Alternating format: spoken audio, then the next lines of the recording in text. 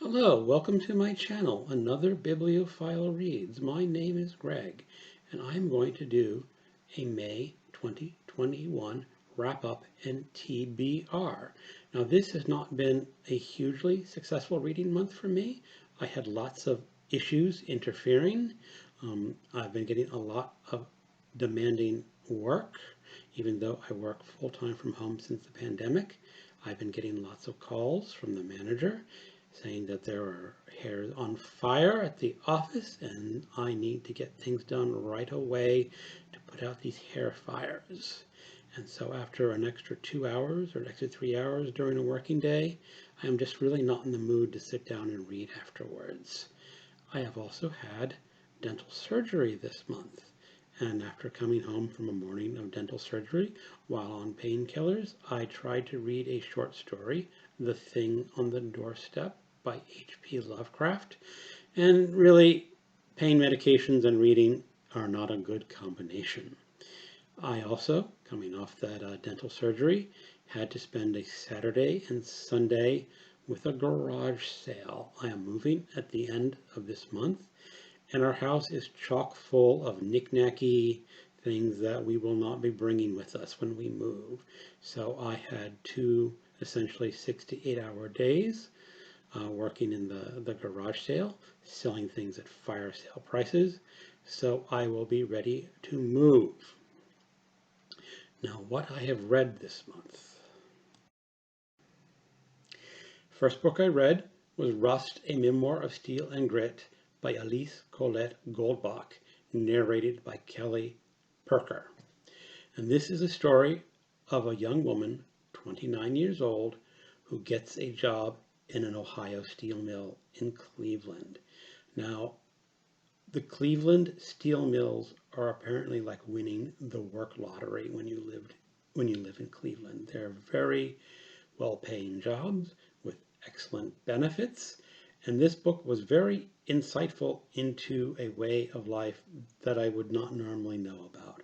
I would not know about these blue-collar steel workers and what their lives are at all. But I found this book fascinating, and I said, just an insight into a different way of living. The next book I read was On Time and Water by Andri Magnason, translated by Lytton Smith. And this was an ebook that I read. And this is a book on global warming. The author is apparently a very well-known Icelandic author, and he was basically challenged to write a book about global warming. He had originally believed that global warming was not his concern, but this book described how he came to discover that yes, global warming is a concern for me, a concern for his children, and a concern for everyone who picks up his books and reads it. Now, the worst thing I can say about this book is that it did not provide me with any new insights. I have read quite a few other books on global warming, and while this book is probably a very excellent introduction to global warming for people who have not read a lot about it before, I just did not find anything particularly new about it. The best chapters were him interviewing the Dalai Lama. And there's a very interesting story of him being called up and asked, do you want to interview the Dalai Lama? And how the author decided no, he didn't want to do it. So he told the person on the phone, I'm Catholic, I'd have to ask the Pope permission to interview him. And he hung up and he thought that was done. But a few days later, he got a call back saying, have you gotten the Pope's permission yet? And he said, yeah, he just said, amen, that means I can do it. So he had to scramble to learn about the Dalai Lama. And I have to say the Dalai Lama is a rather interesting dude. And I found that much more interesting and new than what he had to say about global warming. Next, I read Vernon Subutex by Virginie Dupont, translated from the French by Frank Wynne. And I'm reading this along with the 2-month review podcast. And this podcast essentially picks one long book to read over a period of 12 weeks. Now they are doing something a little bit different because they are reading a trilogy of books over a period of 5 weeks, and each book is a 5-week interval. And this is the first book in the trilogy. And this evolves around a record store owner named Vernon Subutex, who loses his record store due to just the changes in the economy and eventually becomes homeless. And this novel has a lot of other characters besides Vernon. In fact, Vernon is almost not the main character of this novel, and you will get lots of sex workers and transsexuals and drug users. I enjoyed this very much. I next read Savage Theories by Pola Oloixarac, translated from the Spanish by Roy Kesey and narrated by Ana Grosse. And this book novel basically has two storylines. The first is Rosa, who is writing a thesis on violence and culture. Her narrative includes references to Wittgenstein, Rousseau, and Nabokov. The second storyline involves Pabst and Komchowski. They are a couple of self-described ugly people who experiment with drugs and sex partners. Now, the problem with this book is that it is essentially an academic novel dealing with academic and university life. And it has been a very, very long time since I have been on a university campus or had any concern about university life. And I just did not find it engaging at all. Next, I read The Bell by Iris Mirdoch. This was my fiction choice for Maybe Midrash 2021. And this involves a convent installing a new bell. And before they install the new bell, they discover the legendary lost bell of their convent. And I have done an entire review on this book under the Maybe Midrash playlist. So if you're interested in this, I would go check out that review. I will put a link down below. I read Horizontal Vertigo, A City Called Mexico by Juan Villoro, translated from the Spanish by Alfred MacAdam, and narrated by Gabriel Porras. And this is a story about Mexico City. Now, some authors clearly love a place. I can think of James Ellroy, who loves Los Angeles City. I can think of Donald Harrington, who loves the Ozarks of Arkansas.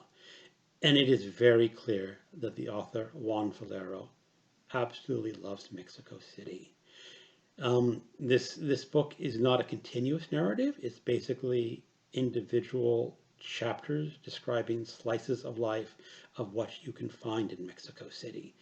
There is a chapter of a boy who is a sex worker, and perhaps my favorite chapter is of a man whose credit card was stolen in New York City, and he returns to Mexico and is trying to report this crime to the Mexican authorities, and the Mexican authorities saying, it is not our jurisdiction, you have to report this to New York City.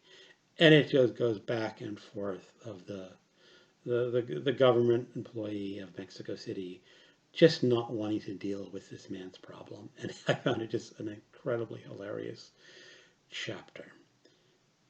I then read Whiskey River by Loren D.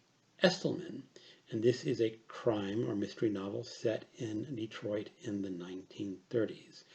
And the main character and narrator is a journalist basically working for a rag newspaper. And he has a column which he writes about the gangsters and prohibition. And this character is very gray. While he does not commit any actual crimes himself, he does not report every crime that he sees.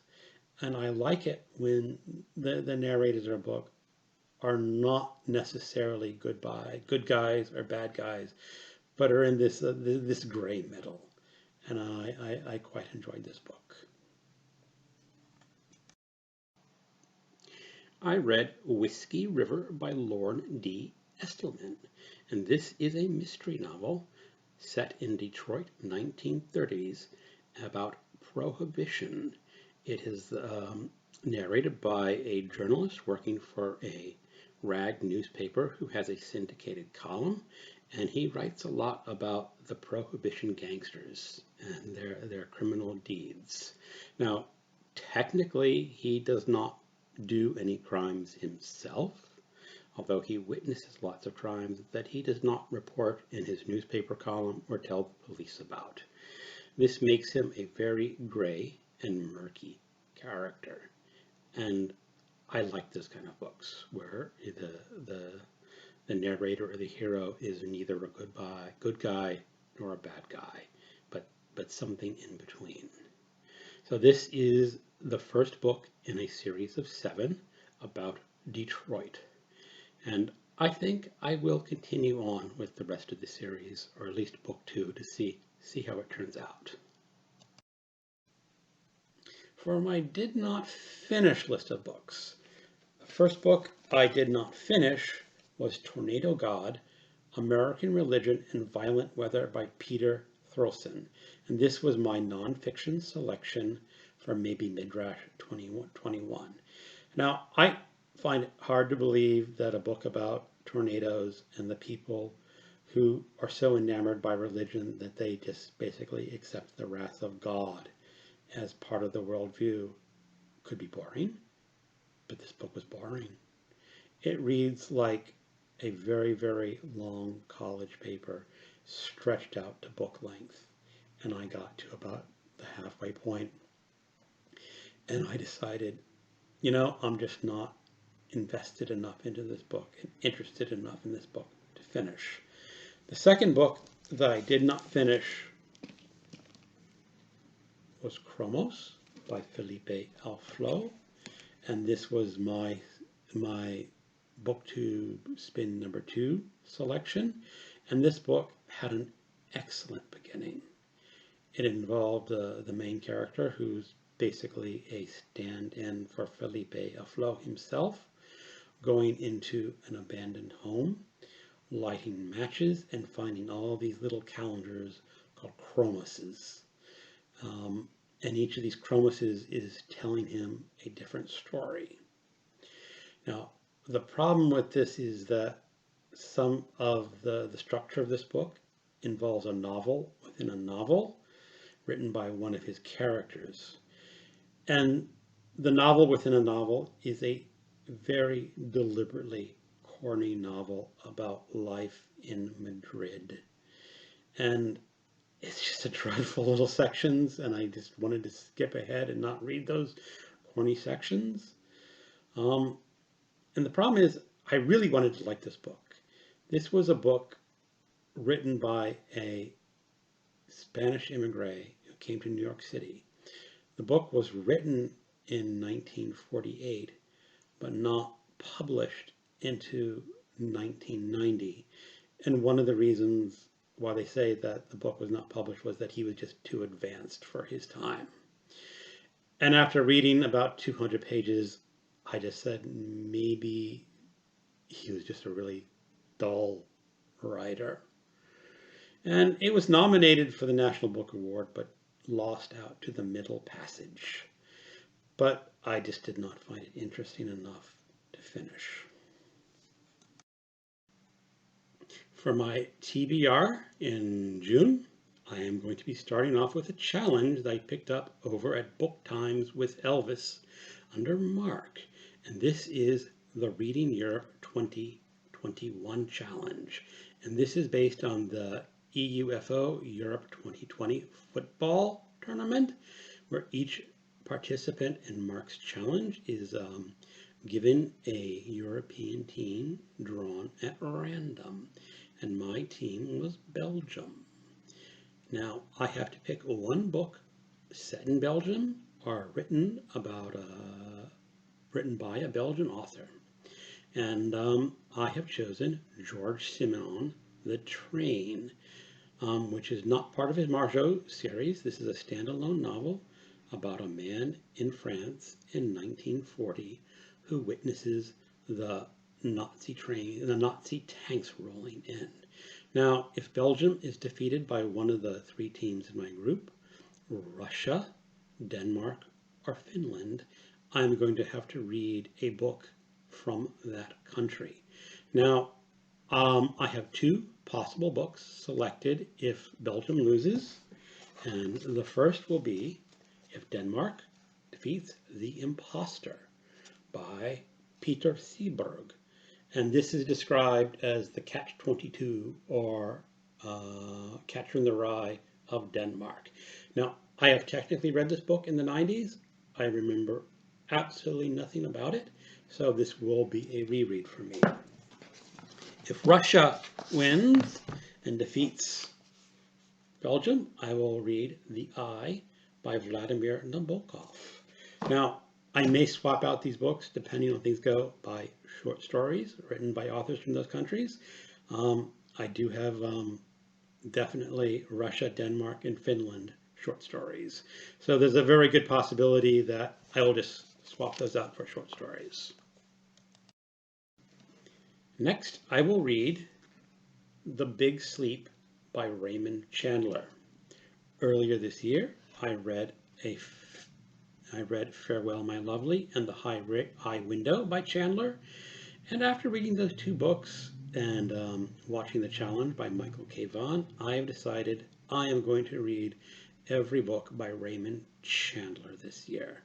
So even though I have read The Big Sleep before, it's been many years, so I am doubling back and catching up on the story of Philip Marlowe in The Big Sleep. I will then be reading Flashman by George MacDonald Fraser. Now this is a series that I read, I read most of the series in the 90s, and I wanted to revisit that, so I will be reading that book again. I will then be reading a graphic novel by Barry Windsor Smith, and this was reviewed in the New York Times Book Review last Sunday, and it was such a good book review, I decided to go ahead and order the book and start it. Now this is going to be a story of a boy in the 40s who was mutilated by his father, rescued by his mother, becomes homeless in the 60s, and eventually will become one of the monsters depicted on the cover. I'm quite looking forward to that. And then I will be reading an Audible or an audiobook, A Bookshop in Berlin, the rediscovered memoir of one woman's harrowing escape from the Nazis by Francois Franco, narrated by Jilly Bond. I don't know the translator for this, but this is a story of a Jewish woman living in Germany who has a bookshop. I think I'm going to like this one. Then I will be reading another audiobook. I'm not sure which one I'm going to pick. I'm dithering between The Mirror and the Light by Henry Montal, narrated by Ben Miles, or The Idiot by Fyodor Dostoevsky, translated from the Russian by Richard Pekar and Larissa Voloskansky, narrated by Peter Batchelor. Now, I have read the first two books in the Cromwell series, Wolf Hall and Bring Up the Bodies by Hilary Mantel. Wolf Hall I read last March when I was on vacation in Mexico. And in February, I read Bring Up the Bodies. So I have to catch up with The Mirror and the Light. Or Dostoevsky. I have challenged myself to read all of Dostoevsky's major works this year. I have gotten through Crime and Punishment and Notes from Underground, so I have to catch up with The Idiot, The Demons, and the Brothers Karamazov. So either I'm going to read The Mirror and the Light this month, and The Idiot next month, or vice versa. I'll just have to see what I feel like doing. So that is what my wrap-up is and my TBR.